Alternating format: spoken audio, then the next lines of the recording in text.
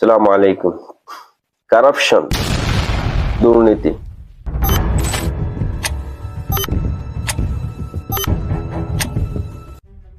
আপনি কি জানেন গত 16 বছরে বাংলাদেশ থেকে 234 বিলিয়ন ডলার পাচার হয়ে গেছে?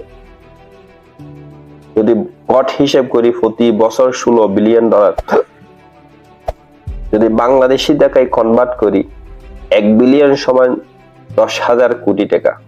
16 বিলিয়ন সমান 1,60,000 কোটি টাকা প্রতি বছর বাংলাদেশ থেকে পাচার হয়ে গেছে। এগুলো আপনার আমার ট্যাক্সের টাকা। আপনার ছেলে, আপনার ভাই, যারা আমরা বিদেশি আছি, আমাদের রেমিটেন্সের টাকা। আপনি কি জানেন প্রতি মাসে প্রবাসীরা 2.5 থেকে 3 বিলিয়ন ডলার বাংলাদেশের রেমিটেন্স পাঠায়? এই টাকাগুলা কোথায়? এই টাকাগুলা বিভিন্ন দেশে যারা ক্ষমতায় ছিল, তারা বেগম ভাড়া করেছে কানাডায়, যুক্তরাষ্ট্র, London, America, Dubai, Malaysia, Singapore সহ বিভিন্ন দেশেতে সেই টাকাগুলো তারা পাচার করেছে।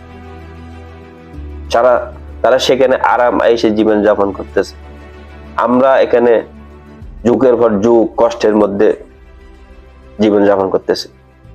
এগুলো আপনার আমার কারণ আছে। আমরা সঠিক মানুষকে ক্ষমতায় আনতে পারতেছি না। আমরা দুর্নীতিবাজ, সাদাবাজ, দখলবাজদেরকে বারবার ক্ষমতায় নিয়ে আসতেছি। বাংলাদেশের এমন কোন সেক্টর নাই যেখানে দুর্নীতি হয় না, এমন কোন সেক্টর নাই যেখানে সাদাবাজি হয় না।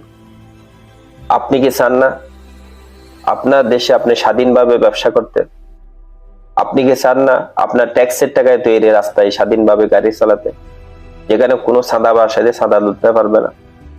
আপনি কি চান না স্বাধীনভাবে কথা বলতে, যেখানে আপনাকে কেউ ভয় দেখাতে পারবে না, যেখানে আপনাকে কেউ বাধা দিতে পারবে না? যদি চান তাহলে সঠিক মানুষকে নির্বাচিত করুন। যারা বাংলাদেশে ইনসাফ ভিত্তিক রাষ্ট্র পরিচালনা করবে তাদেরকে নির্বাচিত করুন। আগামী নির্বাচনে শিক্ষিত, দুর্নীতিমুক্ত ভালো মানুষকে আপনি নির্বাচিত করুন। বাংলাদেশকে এগিয়ে নিয়ে যেতে সাহায্য করুন। ধন্যবাদ সকলকে।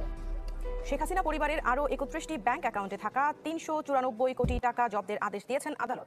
এই নিয়ে সপ্তাহ ব্যবধানে শেখ হাসিনা পরিবারের 1,000 কোটি টাকা জব্দ করা হয়েছে। বাংলাদেশের ব্যাংক খাত আজ ধ্বংসের দ্বার প্রান্তে। শেখ হাসিনা